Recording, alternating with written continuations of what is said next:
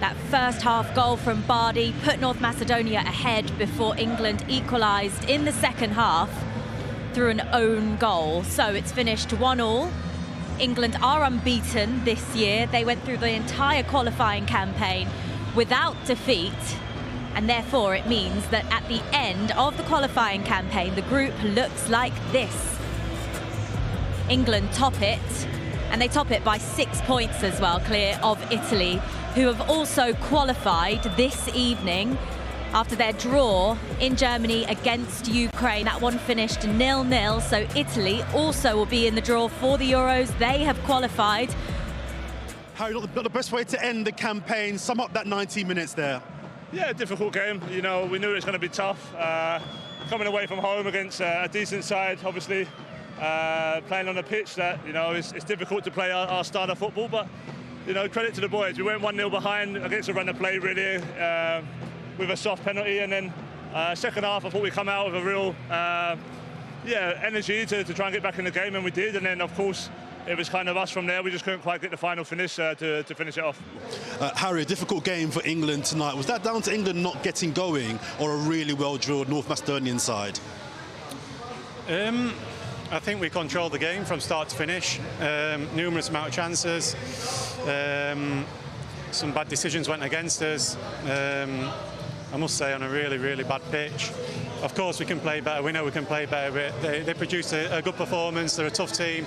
They was well organised, and we just couldn't get that final touch to go and get that winning goal. But we controlled the game from start to finish. Have you had a faster impact on any game you played in before? No, it was obviously come on at the right time on the corner. So no, look, it was good to get on the pitch. You know, I'm always trying to help the team out as much as possible, whether it's 90 minutes, 10 minutes, whatever it is. So it was an important stage to get a goal back, and then it was just a shame we couldn't get another one to obviously finish the year off with another win. A proud day for Rico, but a proud day for yourself as well, captaining the team here tonight. How proud were you tonight? No, it's a fantastic moment, you know, for myself, for my family, and for everyone who's got me, you know, to this position. All I can do is I wish that it was a win, but it wasn't, and we move on from that. Couple of games this week where there's been lack of fluidity in the attack. What do you put that down to? I'm not too sure. I think the other night against Malta we was just a little bit sloppy on the ball. Probably didn't have enough forward runners, whereas today I thought we'd done that well. You know, if any team looked like scoring, it was us throughout the whole game.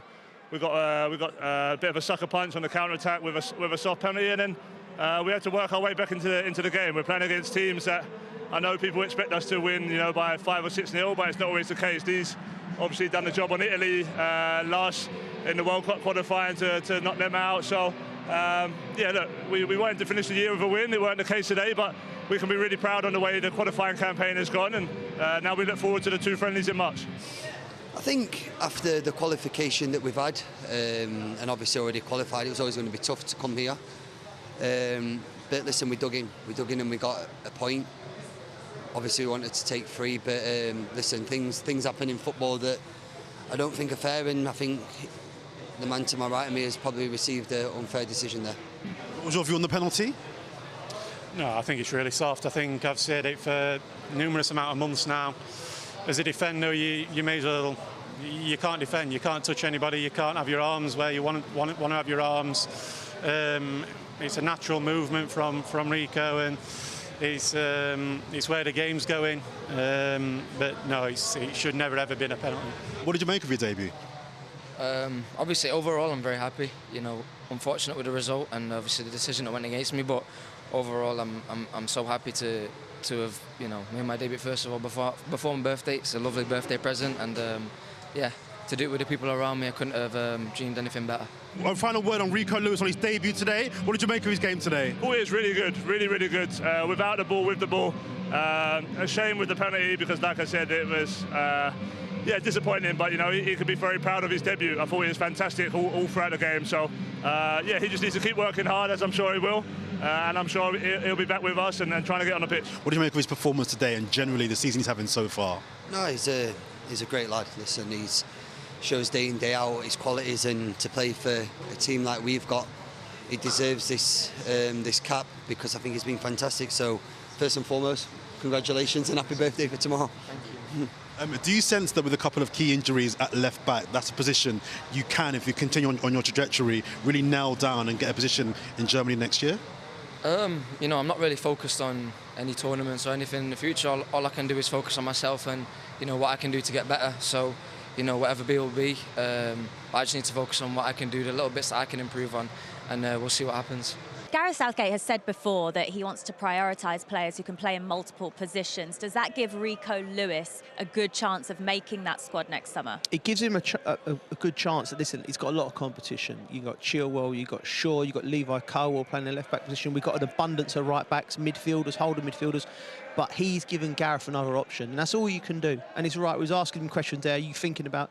He's not thinking. He's got his birthday tomorrow. He's have a lovely day tomorrow, and he concentrate. He's got a big game for Man City, and he's going to try and win trophies. Listen, he's got the world at his feet. Fantastic. Gareth, good to see you. Thank you so much for coming out to talk to us. Obviously, not the result I'm sure you wanted to finish the qualifying campaign with, but still an entire year unbeaten for this team. How satisfied are you with the qualifying campaign?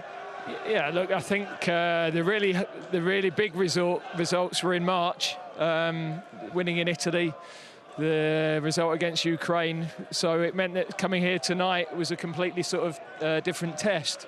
But I thought, given that we had already qualified and everything had been achieved, I thought the mentality of the players was excellent tonight, and the quality with the ball was good on a very difficult pitch. It was probably just that finish, that final pass, which was difficult to find against their defence. But I thought lots of positive performances. Gareth, he was really happy with Rico Lewis tonight as an 18-year-old kid. He thought he'd come and he was outstanding. Obviously, we don't think it was a penalty, a harsh decision, but for his response, the way he got on the ball, his composure, he was brilliant tonight. Yeah, no, he was excellent. His composure with the ball, the fact that he did respond as he did to that setback, which was really, really harsh. You know, he's a super footballer, and he was excellent. I thought, you know, we were really pleased with him. Gareth, with the injury to John Stones, is Mark the next in line in regards to where you see partnership with Harry Maguire?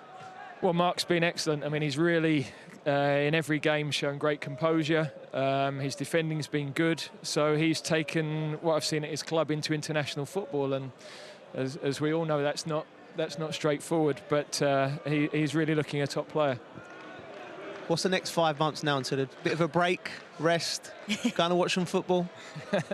Well, we've obviously got the next exciting bit is the draw at the beginning of December, so we'll see exactly what the path looks like. But there's lots of players to keep a track on because, you know, in this little batch of games, Trent again has done an excellent job in midfield, used the ball really well. With Rico coming in, Cole Palmer coming in, you know, lots for me to think about. Gareth, your next squad that you name will obviously, for the Euros, only be a 23-man squad. You've had 26-man squads before this. How much more difficult does that make it for you? What are the areas of concern? Well, it's just different. You can't quite take the gambles that we have on injuries in the last couple of tournaments. We knew we had players that might miss the first couple of games, might miss the group, and we were able to take extra. We won't be able to do that, so changes the thinking on that. The rest of it, you know, in the end, it's the same thing. There's tough calls, but the best players become fairly evident when you're doing those selections. Yeah. So you didn't ask what are you doing for Christmas? What are you doing? No, she threw it to me there and I didn't have a question, so I thought I'd just ask you that. I'm just panicking at what they're going to start shouting next. Oh, they've been giving us a little bit, don't worry about that. Imagine, yeah. I tell you what, Gareth, with that in mind, we will let you go. Thank you so much for coming out to talk to us. We really appreciate your time, as always.